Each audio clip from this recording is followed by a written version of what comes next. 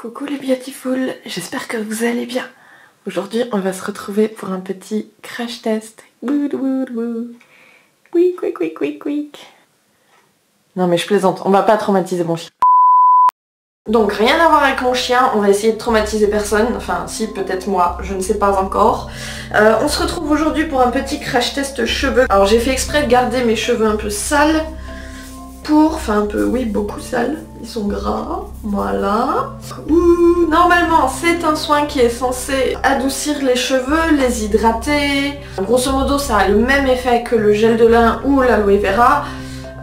Sauf que le gel de lin ou d'aloe vera, l'aloe vera c'est soit cher soit compliqué à trouver. Le gel de lin pareil il faut pouvoir le faire et il y a possibilité de se louper comme à chaque fois qu'on fait une recette soi-même. Voilà. C'est pour ça que je me suis dit qu'on allait tester un soin qui était blanc et gluant. J'avoue que j'ai un peu peur. J'ai vu ça passer sur internet, j'en ai vu beaucoup passer et à ce qui paraît c'est hyper cool et ça marche hyper bien. Sans plus attendre, le premier ingrédient.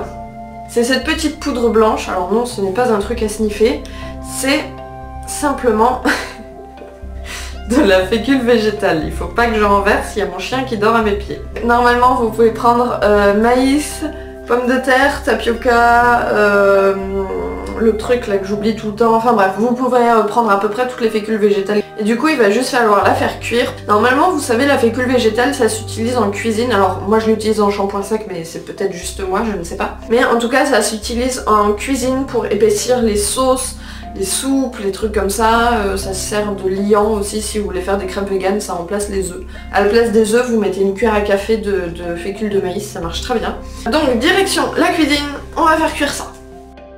Donc admirez le magnifique carrelage de ma cuisine et cette magnifique casserole que l'on va utiliser pour faire chauffer notre soin.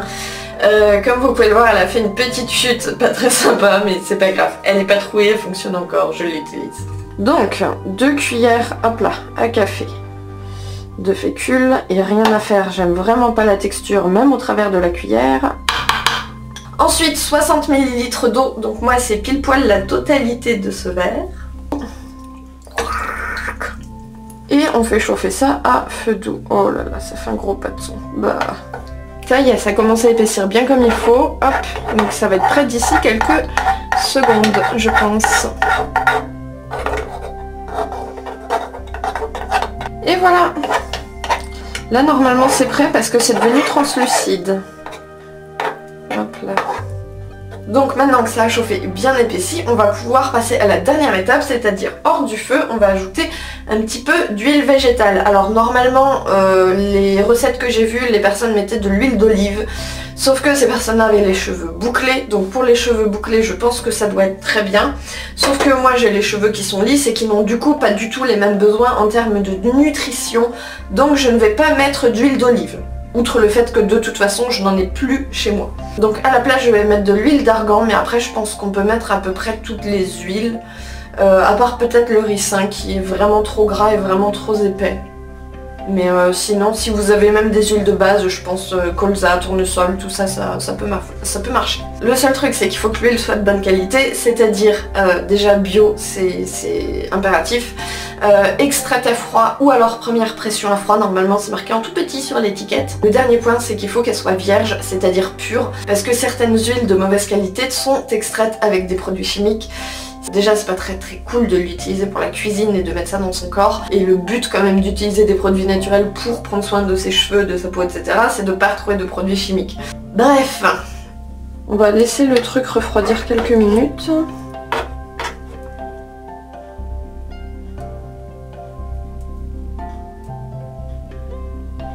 Et deux. Aïe aïe aïe. Ça fait un vieux truc gluant et visqueux là. Ok. Allons tester cette magnifique recette. Oh. Slash. Ok. Alors c'est l'heure de l'application. Je l'ai laissé un peu refroidir. Je pensais qu'il allait sécher, faire une espèce de croûte, vous savez, un peu comme la purée. Mais en fait non, ça reste gélatineux. La texture est très très spéciale. Bloup bloup bloup bloup. Alors, à ce qui paraît, c'est une recette qui s'applique uniquement sur les... Enfin, uniquement, principalement sur les longueurs et sur les pointes et pas forcément sur les racines. Et normalement, il faut laisser poser ça 30 minutes. Donc, moi, ce que je vais faire, c'est que je vais l'appliquer aussi sur les racines parce que je veux savoir ce que ça fait. Et je vais laisser poser 30 minutes.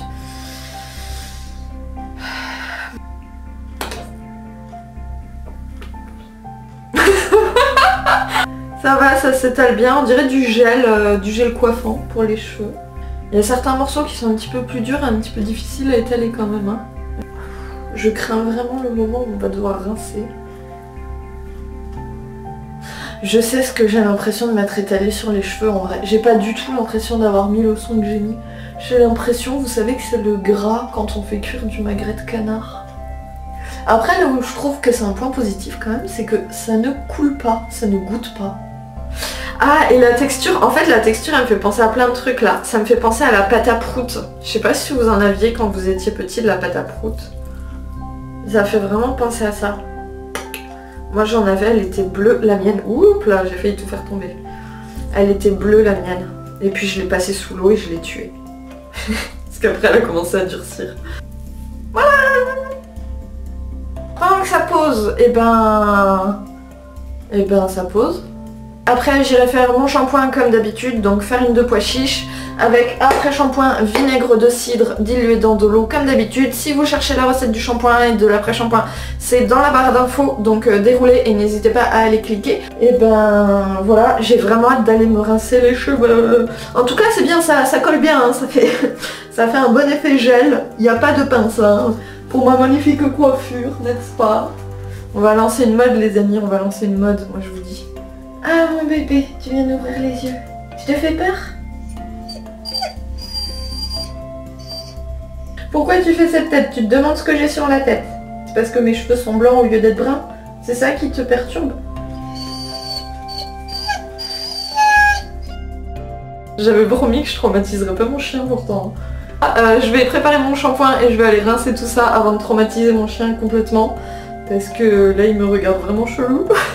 Et puis je reviens une fois que mes cheveux sont rincés et éventuellement secs. Tada! Mes cheveux sont secs.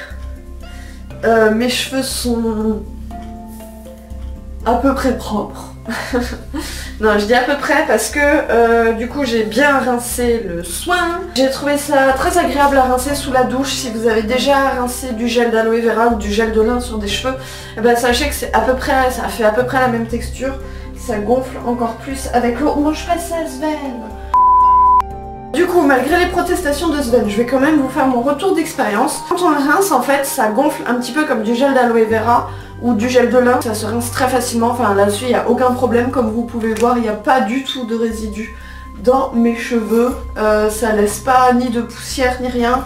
Ça m'a pas empêché de rincer non plus mon shampoing, donc la farine de pois chiche et le vinaigre de cidre. Après, mes cheveux sont pas nickel propres dans le cou par exemple.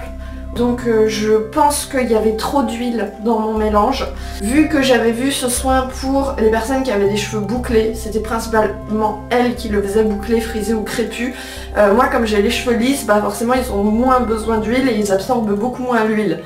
Surtout sur un temps aussi court. Et du coup je pense qu'il y avait trop d'huile et comme j'ai pris ma quantité de shampoing habituelle, bah je pense que ça a juste mal rincé.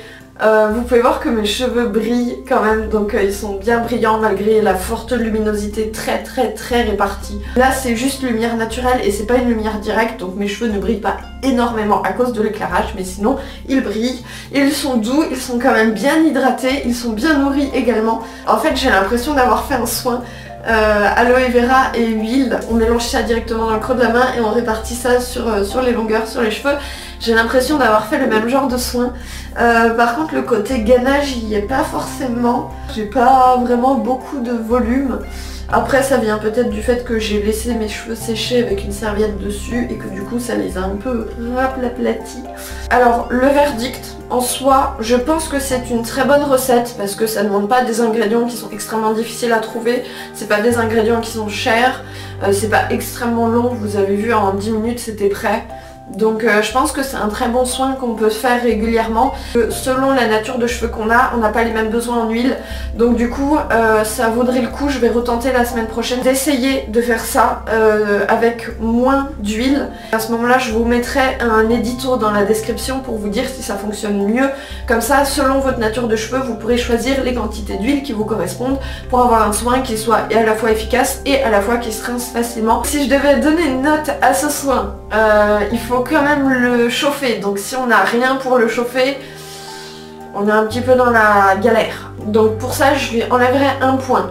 Par contre, au niveau de la facilité d'application, de la facilité de rinçage, de l'odeur aussi, parce qu'il n'a aucune odeur, il est complètement neutre. Franchement, je lui enlèverai un demi-point, mais c'est vraiment histoire de gratouiller. Mais je lui enlèverai un demi-point parce que du coup, il m'a laissé les cheveux un petit peu gras à l'arrière de la tête. Mais après, c'est vraiment parce que c'est une recette expérimentale et que du coup, j'ai taxé une recette pour les cheveux qui sont bouclés normalement.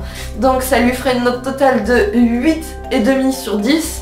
Ce qui est déjà quand même vachement bien. En plus, au niveau de l'efficacité, il est vraiment top, ça m'a laissé les cheveux très doux.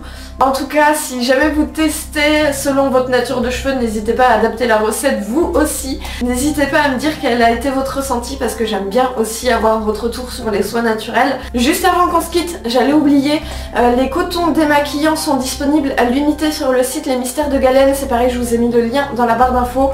Dans chaque lot de coton, il y en a 2 plus la petite pochette qui sont tous entièrement lavables, fabriqués en France avec du coton bio.